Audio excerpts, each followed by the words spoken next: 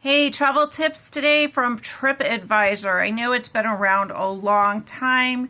Some people don't like it, some people do. I still go here and check it out. But do be aware, I've been into many hotels where at the counter you get a discount for writing a review at Tripadvisor. So just be aware of that. The reviews may be slanted a little bit. So I'm going to put in somewhere I know.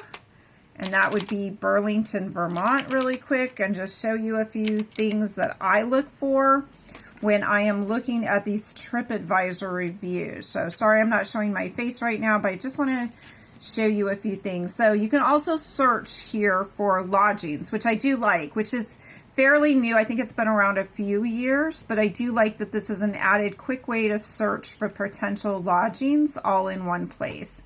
So let's say I wanted to look at Burlington, again, that first weekend in October, checking out on Sunday, one room, and I'm going to do a search.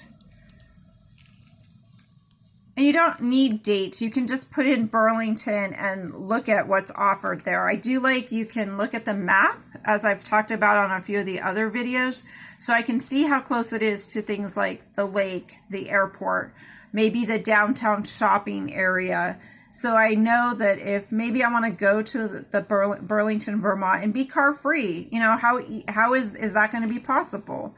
It also breaks it down over here, B&Bs, hotels, campgrounds, hostels. So it returned for this particular search on this weekend. And you can see already in October, what is today? Today is January 30th. Only 13% are left for your dates. Wow. So I might want to secure a room now, just so I have something, as I've talked about, so that I'm not left holding the bag on this particular weekend. So we've got, and it, you know, here's my choices, and then I can read the reviews. Let's take a look at one of these. I'm going to scroll down because 500 to 600 per night is certainly, that's as much as I hope my plane ticket is to get to this place. I really don't want to spend that much for one night of lodging. So let me scroll down and see if that's possible. Ooh, 300 for a Motel 6. I know people don't believe me, but this is what I'm seeing. This is truth. This is a real-time search. Now I'm down to South Burlington. I'm down to Shelburne.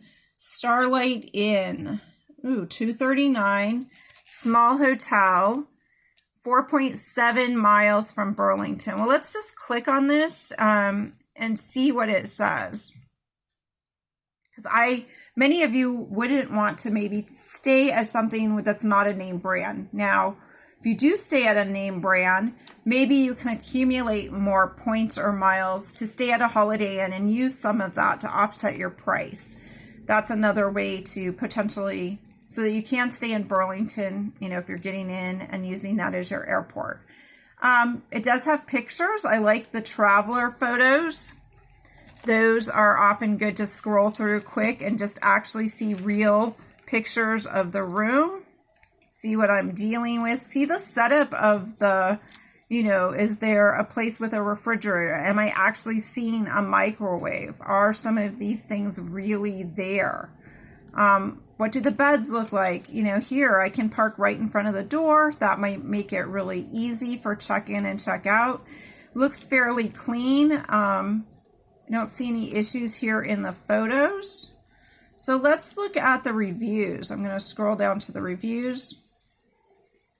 I like how TripAdvisor does show you in it one section some of the amenities. It is a non-smoking hotel.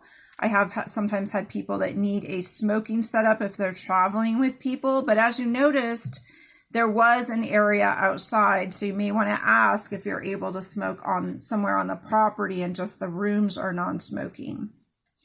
They do show that there's a microwave in the rooms and a kitchenette. This is going to save me money on breakfast because this place may not have a free breakfast, but I can pick up some things and make something fairly easily. Let's scroll down. It also, I like this new section on TripAdvisor, car recommended. Also, how many restaurants are within a short distance? If I'm getting in late or leaving early, maybe I want to grab something to eat. It's nice to know what's right nearby. And 92 attractions within 5 miles. Wow. So there is a lot to do within a close proximity. So this might be a good choice, for a weekend, just the car portion. So then I might need to investigate, is there how much an Uber or a Lyft or some of my other options maybe to get from the airport to this particular place. Now, going down to reviews, luckily on this one, I only see everything above here. I don't see anything in poor or terrible, but oftentimes what I'll do is click on the poor or terrible and just read what was in that review, what made that a bad review for someone. Some of these popular mentions are sometimes good to scroll through. Apparently it's right next to a drive-in movie theater, so that's kind of unique. There's a flat screen. They stayed one night. Spacious room. So there's some good points here. But then, look at this. Like the top review is, yes, it is a 4-star review.